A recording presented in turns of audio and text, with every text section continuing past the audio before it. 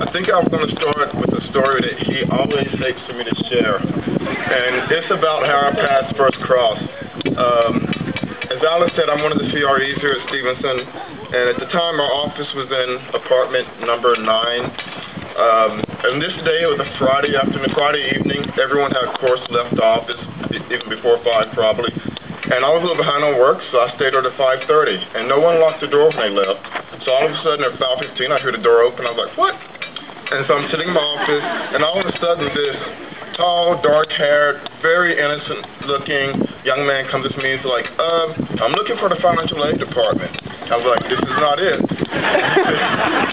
And then he said, well, I got this letter, and they said I had some bills due, and so I looked at the letter, and I was like, all right. This was like on a Friday, like maybe October 3rd or something. And I looked at the letter, and I said, well, it's after 5, so financial aid's not here. And this letter said it was due September 28th. And so he's like, oh, okay. And he was so confident. I was more worked up than he was about it. But then, like, I got to know this young man the rest of the year. We had a good time just talking. And he decided to sit out a year. And you know how you always say, let's stay in touch, and you really never do? Well, we actually stayed in touch. And the summer before he came back, we had an RA to leave staff, so someone had to fill that person's space. My mind automatically went to this young man, and I'm glad it did, because he came in and touched so many of your sons and daughters' lives, touched my life in a way that I can't even begin to imagine it ever would be. And he became an RA and just blew me away with his leadership and everything, and then he went on this amazing field study where he just, I don't know, he, again, touched a lot of lives. Came back here, and the perfect way to end his Stevenson career was to plan the most epic, not even Stevenson, but UCSD event ever. Rock and roll in the knoll, right? This guy spearheaded this thing, and it was something like I'd never seen. I saw him grow from this little innocent, kind of naive sometimes little guy to like one of the most outstanding and most amazing leaders I've ever met in my life. He's had an impact on me in so many ways, just from professionally to personally to like this. He's helped me to be a better educator, a better learner, and a better person. And I want to introduce the guy that did that, Mr. Duggan. Yeah!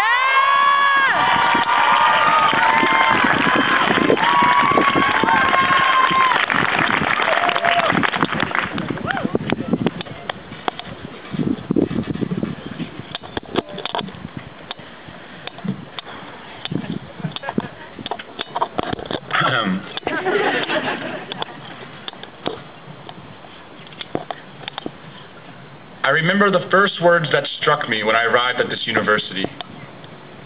You have 15 minutes to unpack. But no, I do not count that as the beginning of college. Nor do I count my dad telling me 15 minutes later that, all right, I guess that's everything. You probably want this old guy out of here. Choosing not to refer to the elephant that was missing. That is to say that this was the closing of the first major chapter of my life. That chapter didn't begin until all of the cars and chaos cleared out of the quad and a silence set in, as well as a buzz of anticipation for what sensations might come next. I remember sitting there on my half of the dorm room, wondering how to start things off. Should I organize my possessions, decorate the room, and otherwise set this space up? Nah, I wasn't ready for that. So, I did what any Stevenson student does when they're trying to distract themselves while also feeling productive. I went to the knoll. Now, for anybody out of the loop, the knoll is the pride rock of Stevenson. You stand at the top and just want to start singing. Ma, Zuenya, Bakiti Baba. Well, this first day on the knoll was more tormenting, for I had an assignment to do. And like young Simba, I could face serious repercussions if I deliberately disobeyed these academic orders. My assignment was to read an excerpt from a book, Basic Writings in Existentialism, by a man named Jean-Paul Sartre. The reading was our only assignment for the summer and was less than 20 pages. Problem was, I could barely get past the author's name. Is it Sartre or Sartre? In the calculating mindset of my high school self, I figured I could do the read in an hour or two and then crank out the paper at night. Obviously, I hadn't read a philosophy text before. It's hella dense.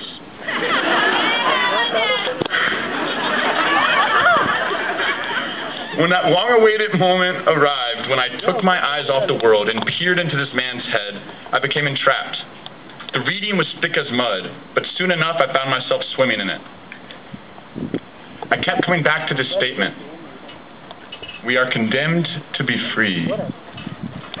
I was captivated, partly because its straightforward contradiction intrigued me, but mostly I thought it was ironic how on this perfectly sunny day, I was stuck, condemned by this assignment to freely interpret what he meant.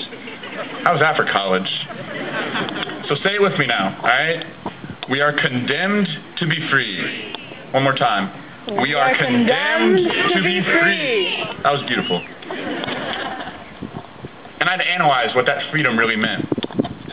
So I scratched my head, thinking of intellectual applications while soaking up the euphoric feelings emitted by the knoll, unable to truly digest what it meant. But in time, it's become more clear. Sartre's statement has a different impact now that it has marinated in the cauldron of spices that is life experiences. What I'm getting at is that those words struck me in a way that captures and characterizes what my college experience means to me now. I felt it then, but it only became more true through action and inaction, for both are choices nonetheless. So what does it mean to be condemned to be free? Well, we faced this dilemma after our freshman year as we contemplated housing and perhaps if we thought deep enough, how we were going to anchor our existence here at college. A barrage of questions entered a stream of consciousness. On campus or off campus? Do I deal with CSOs or the party ordinance? Do I want to live in the redwoods or by the beach? Now this is where the parents shake their heads and think of how spoiled we are. But really, who do we live with? To continue the allegiance to those on the floor of your freshman house or take a risk with those people you only superficially know? For some, there is no one to really consult, as their group of friends are intertwined with their lives. To ask them is to frame the question, and really to shape the debate. So what about these other choices? What major to commit to? Go abroad for a year or take up a minor? Scuba class or sailing? Should I paint my body before rock and roll in a knoll or during the event? Through all these choices, we are condemned to be free. To many of us, this statement carried sentiments of obligation. The word condemned crashes down up in front of us like the steel bars of an industrial prison cell. And to many, that is all that they see. What we forget is the back end of the statement, that we are to be free. We get so caught up staring at the impenetrable wall of steel that we don't realize how the back end of the cell is not a wall, but open terrain. That steel we're fixed upon is not separating us from freedom, but adolescence, and really, ignorance, naivety, and a veiled consciousness. In short, the bars are between us and a place where someone else used to think for us. But we are not in that place anymore, neither physically nor mentally. Yes, that is right. We cannot go back to that place where someone else thought for us. We are condemned to face this freedom of thought. Even if we put ourselves back into regimented conformity, the cubicle or the classroom, we are doing so by choice, and therefore exercising our freedom. So really, we cannot escape from these decisions. So as we close up our chapter as an undergraduate at UCSC, we're preparing to face an entirely new onslaught of decisions. It may not feel like that to all of us. Some are going home to live with their parents. Some are staying in Santa Cruz, working as a barista in order to maintain this inflated rent. Others are jumping right into a 9-to-5 job so that they can start paying off those student loans. I feel you. These situations may not feel very symbolic of choice.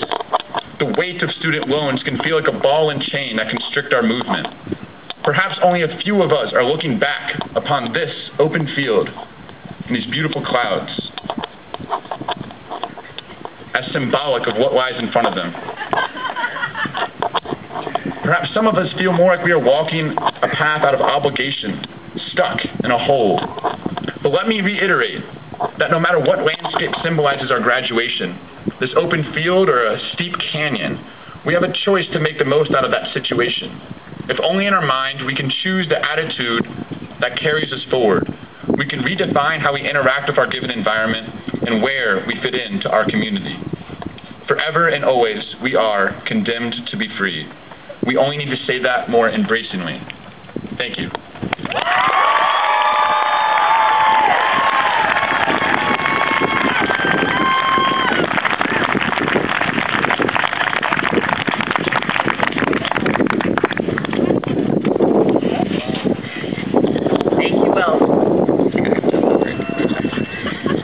So our keynote address will be delivered